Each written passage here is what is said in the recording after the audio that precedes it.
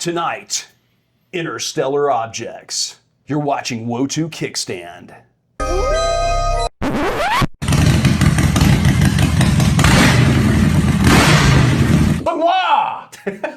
Hey Scott, what do you know about Three-Eye Atlas? Not much. I know it's an interstellar object like Oumuamua. That's right, that one was the first and this one's the third, hence 3i. So in this kickstand, we're going to talk about interstellar objects. So what are they? An interstellar object technically originates from another star system and enters our own, so an object outside our galaxy. They're called ISOs for short, and we have seen at least 3 of them so far this decade.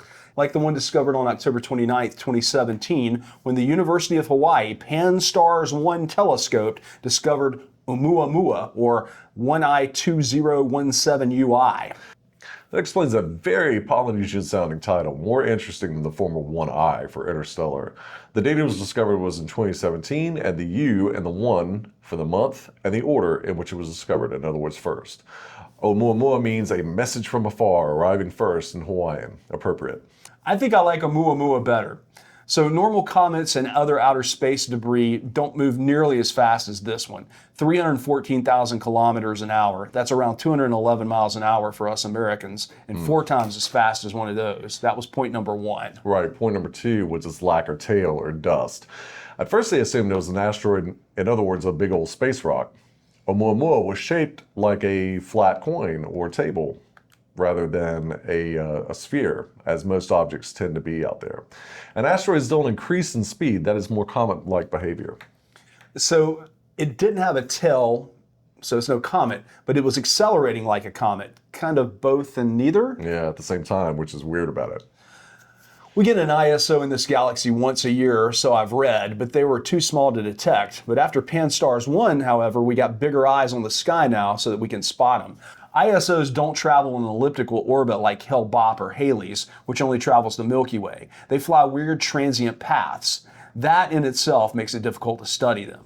So another thing was that the ESO VLT, or the Very Large Telescope in Chile, clever name, discovered it fluctuated in brightness by 10 units every 7 hours or so, which means that the object was spinning along the long axis, as opposed to this my prop here. Yeah. Spinning along the long axis, which was interesting behavior. Again, very uncomet-like. What's uncomet-like also was its shape. Asteroids here in the Milky Way, as far as we have seen, are boulder-shaped or general spherical shape. But Oumuamua was oblong, roughly 100 to 1,000 meters by 35 meters, and it was cigar-shaped. 10 football fields by 2 bowling alleys, to use that as an example. Like the cigar-shaped objects in a lot of UFO reports. Exactly, which immediately people go back to when talking about extraterrestrials. The GBT, or the Green Bank Telescope in West Virginia, was scanning the object to see if it was the source of any radio signals, as the theory was that it was a probe and not a genuine aircraft. They didn't find any. Yeah. And at the VLT, that same Very Large Telescope, they determined that it was reddish in color, a sign that the object had been exposed to cosmic radiation for hundreds of thousands of years. It was more than likely made up of rock and metals, not ice and dust like comets. Let's talk about that trajectory. Comets will speed up getting closer to the sun as the star burns off the ice and dust on the approach. That process is called outgassing, and that's what creates the comet's tail. Oumuamua sped up just like a comet, but with no tail. Yeah. Roman Rafikov at the University of Cambridge published in Quantum magazine back in 2018 suggesting that it might be a fragment from a dying star. And Abraham, or Avi Loeb, of the University of Harvard proposed that it might be an unpowered extraterrestrial object, now drifting as space junk. We're going to hear from Dr. Loeb again.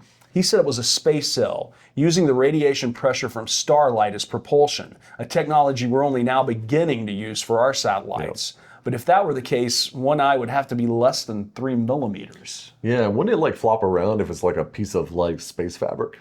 I mean, I don't know. What was weird was it continued to accelerate even when it left the sun. It went past Mars, Jupiter, and Saturn before heading to the Pegasus constellation.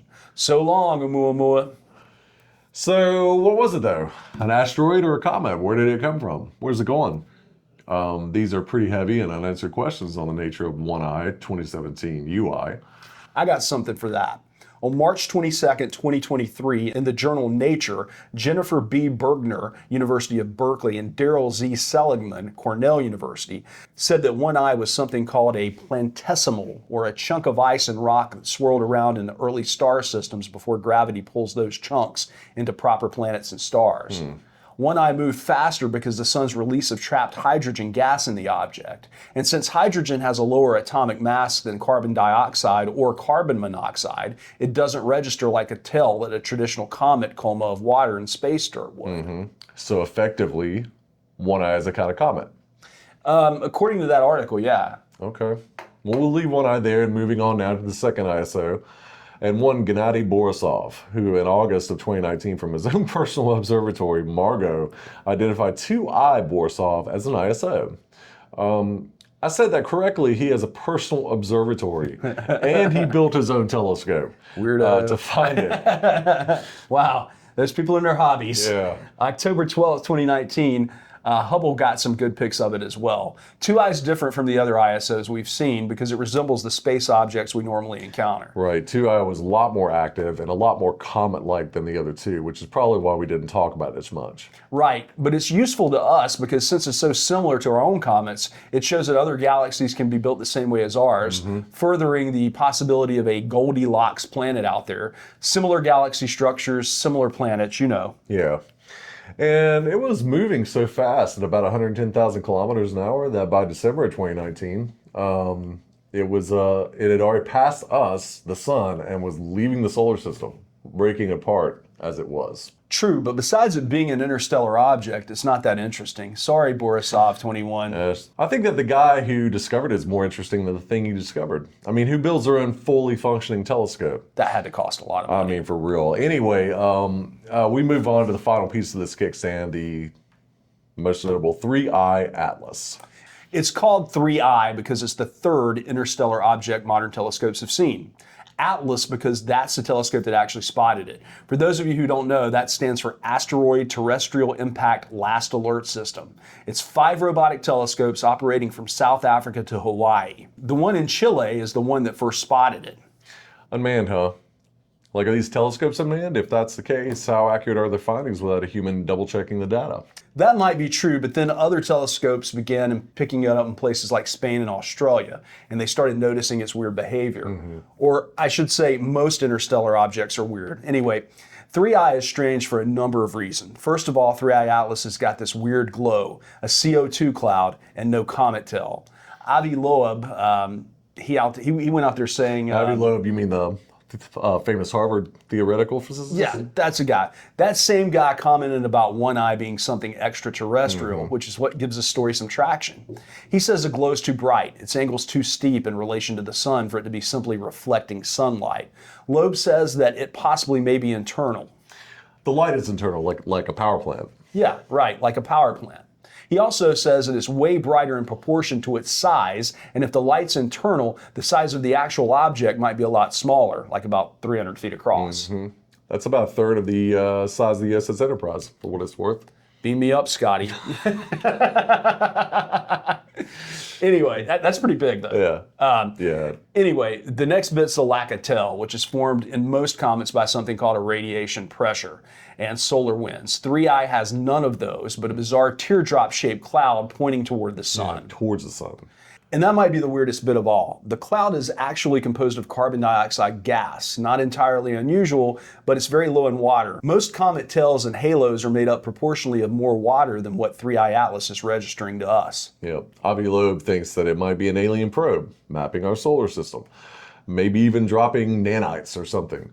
It's flying in an ecliptic plane, which is about a 1 in 500 odds for any object to fly on that particular trajectory into our solar system.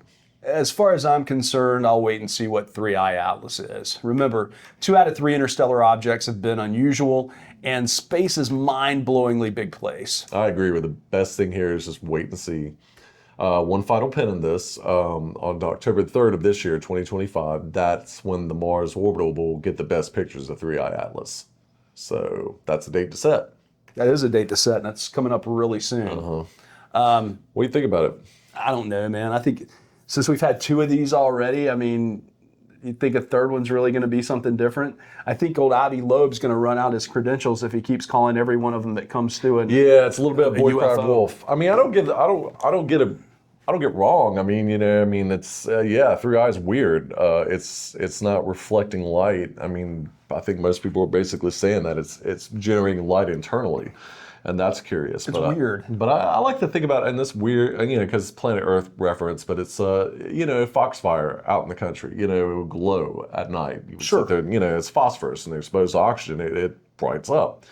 And I'm not saying there's any oxygen in outer space, but maybe there's something around the aura of Three Eye Atlas that's causing it to ignite, self-ignite. Yeah. I don't know. That's one theory that I had. Or I was listening to somebody talk about this. I don't remember who it was, but I was listening to somebody talk about this, about you saying there's no oxygen. Somebody was asking a question, well, space is a vacuum, then how did these rockets work and the fire and it was just interesting. Well, I mean, it goes back to Star Wars too. There really should be no explosions in outer space. You know what I mean? Because there's no oxygen to burn. All the oxygen's burning internally. Well, the way that it was explained in whatever I was listening to or watching was something along the lines of, well, it depends on where you're at in space and what I don't, like I said, I'm not a scientist by any stretch of the imagination. We're once again delving into worlds which we have no prior knowledge. Yeah. But I like to posit the theory about the teardrop shaped draped. What the Teardraped. teardrop? Draped in your tears. Sorry, 80s rock just came to me. Draping your tears. Yes. Anyway, teardrop. Yeah, teardrop shape. Teardrop shape. But the idea is, and I thought about this, and I'm no scientist, but I mean, what if it's some kind of... play one on TV. I already said that I can't read, man. Anyway, but I mean, the idea of instead of a propulsion system where, some kind of, whether it's magnetic fields or some kind of waves that are pushing the craft forward, instead of something pushing the craft forward, it's some kind of ultramagnetism that's pulling energy from the sun distantly, and then it's pulling it towards that object for whatever reason, as a means of navigation. Or maybe the sun's recharging it. Oh, yeah. I don't know. That's true. I'm just throwing stuff out there. No, but I mean, it might explain the glow too. Yeah. That basically it moves some point. If it, hypothetical, it is an extraterrestrial craft. And there was some video I haven't looked at yet. Maybe we'll put it down in the notes. But they were talking about, here recently, 3i apparently shot a beam of light at Mars. Oh, wow. That's the most recent thing I've learned about it. Well, I'm really interested in seeing what we get from Mars, and this video is probably not going to come out until after those are released, unfortunately, because we sat on this for a little bit. Mm-hmm. But we may need to update this after that. Yeah. Definitely. Yeah, it's like, look like Dr. Loeb is right. We come in peace.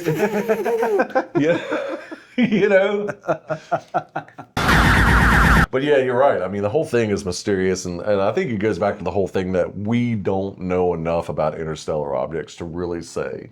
We don't know enough about our own galaxy. I mean, for real, Our own solar system, even.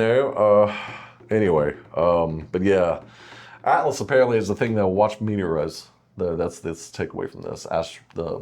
The Atlas program is actually what spots, like an Armageddon. Big Armageddon event. Yeah. Well, cool. So I don't know. I mean, it's we'll wait and see, and maybe by after October 3rd we haven't been invaded. Cool. Yeah. So we can We're down with that. So we can produce more material for y'all. That's right. So that's the end of this kickstand. We will talk at you later, Chief. I'm Trent Lackey. I'm Jay Scott, and you're watching Woe2 Kickstand.